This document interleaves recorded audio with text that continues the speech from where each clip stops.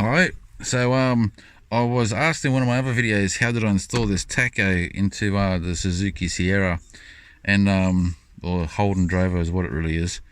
So using a bit of galvanized piping like this, all I did was painted it black with the stain chip stuff, and basically cut out what I needed there so the tacho could sit into it. Hopefully you can see that okay. A bit closer.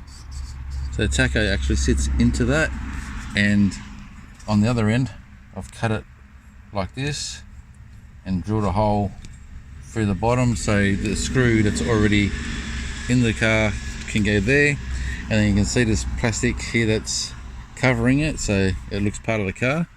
Basically one of those, but cut. So the part that would come down here is cut away so it all looks nice in there.